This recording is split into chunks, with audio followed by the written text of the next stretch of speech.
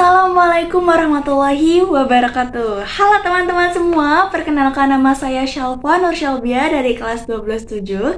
Di sini saya akan menjelaskan materi sejarah yaitu Perjanjian Renville. Apa sih perjanjian Renville itu? Perjanjian Renville adalah perundingan yang dilakukan antara Indonesia dengan Belanda yang terjadi pada 8 Desember 1947 sampai 17 Januari 1948.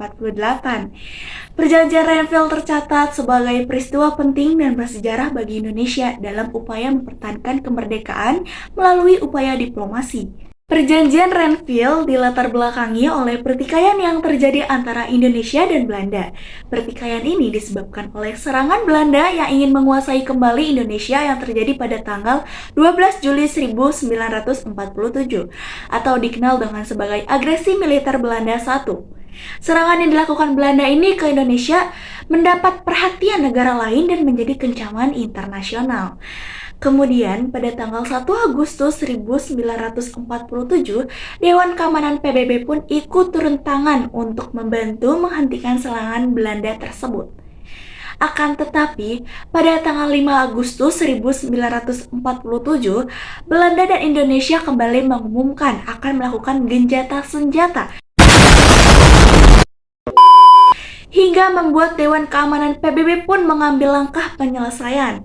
Dewan Keamanan PBB pun kemudian membentuk Komisi Tiga Negara atau disebut dengan KTN yang terdiri atas Australia, Belgia, dan Amerika Serikat yang bertugas untuk memediasi dan menyelesaikan sengketa Indonesia, Belanda, serta KTN juga berusaha mendekatkan kedua belah pihak yaitu Belanda dan Indonesia untuk menuntaskan segala pertikaian dan persoalan militer serta politik.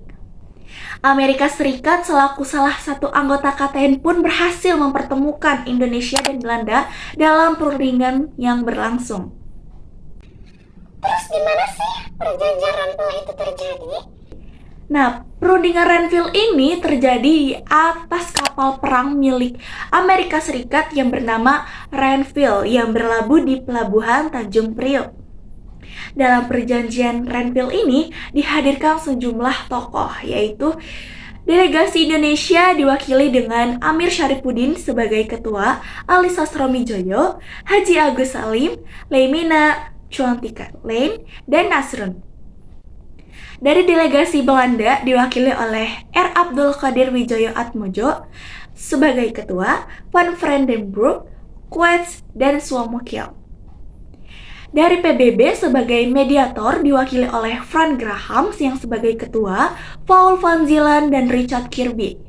Setelah dilakukan perundingan, disepakatilah pokok-pokok perjanjian Renville pada tanggal 17 Januari 1948.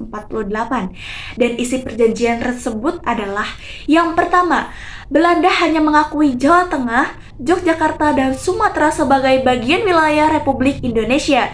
Yang kedua, disetujuinya sebuah garis demarkasi atau Vanmuk yang memisahkan wilayah Indonesia dan daerah penduduk Belanda. Yang ketiga, TNI harus ditarik mundur dari daerah-daerah kantongnya di wilayah pendudukan di Jawa Barat dan Jawa Timur. Nah, dari perjanjian tersebut mempunyai dampak positif dan negatifnya nih. Yang pertama ada dampak positifnya, yaitu 1. Pengakuan wilayah yang dikuasai. Yang kedua, meningkatkan dukungan internasional. Yang ketiga, mendorong persatuan nasional. Yang keempat, landasan untuk perundingan selanjutnya. Selain itu, ada juga nih dampak negatifnya. Yang pertama, mempersempit wilayah Republik Indonesia. Yang kedua, perekonomian Indonesia terhambat. Yang ketiga, memicu reaksi dan aksi pemberontakan. Berakhir sudah materi yang saya jelaskan. Kurang lebihnya mohon dimaafkan. Wassalamualaikum warahmatullahi wabarakatuh.